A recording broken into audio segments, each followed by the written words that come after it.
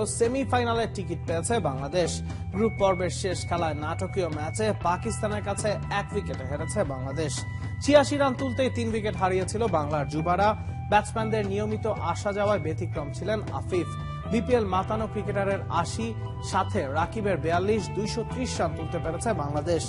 জবাবি ইনিংসে 4 উইকেটে 176 রান তুলে জয়ের পথেই ছিল পাকিস্তান। তবে 40 রান তুলতে শেষ 5 উইকেট হারিয়েছে ওরা।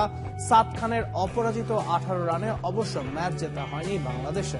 মাস দুয়েক বিরতির পর 20 ডিসেম্বর থেকে আবারও মাঠে গড়াতে যাচ্ছে জাতীয় ক্রিকেট লিগের শেষ পর্ব।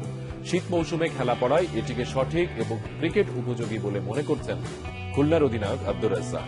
আগের পর্বের খেলা বৃষ্টি বিঘ্নিত হলেও এবার শেষ তৃতীয় রাউন্ডের খেলায় দারুণ প্রতিদ্বন্দ্বিতা আশা করছেন আব্দুর রাজ্জাক।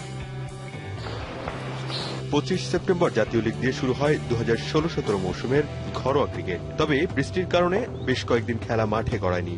মূলত আফগানিস্তান ও ইংল্যান্ড সিরিজের প্রস্তুতির জন্য দ্রুত লীগ আয়োজন করে বিসিবি। পরে বিপিএল শুরু হলে খেলা বন্ধ থাকে প্রায় 2 মাস। 20 ডিসেম্বর থেকে মাঠে গড়াতে যাচ্ছে লিগের শেষ 3 রাউন্ডের খেলা। আর লিগ শেষ হবে 6 জানুয়ারি। এই সময়টাকে প্রথম শ্রেণীর ম্যাচের জন্য সবচেয়ে উপযোগী মনে করছেন খুলনার অধিনায়ক Abdur Razzak.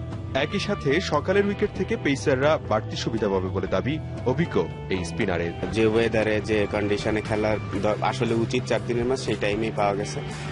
So that pace বোলাররা বেশি বোলিং করতে পারবে, তারপর মানে উইকেটেও হেল্প থাকবে কিছুটা। তো আমার মনে হয় ভালোই হবে।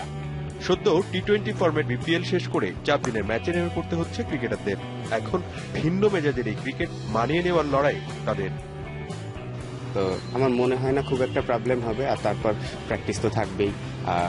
আর যেসব টিম আলাদাভাবে এখনো প্র্যাকটিস শুরু করে, আমার মনে হয় প্রত্যেকটা প্লেয়ার ইন্ডিভিজুয়ালি প্র্যাকটিস করছে। আসলে কাজটা চ্যালেঞ্জিং হবে, কারণ টানা অনেকদিন আমরা টি-20 ফরম্যাটে ছিলাম। আর প্রফেশনাল প্লেয়ার হিসেবে কিন্তু আপনার সবসময় রেডি থাকতে হবে যে কোনো খেলার জন্য। টায়ার 1-এ 3 ম্যাচে 23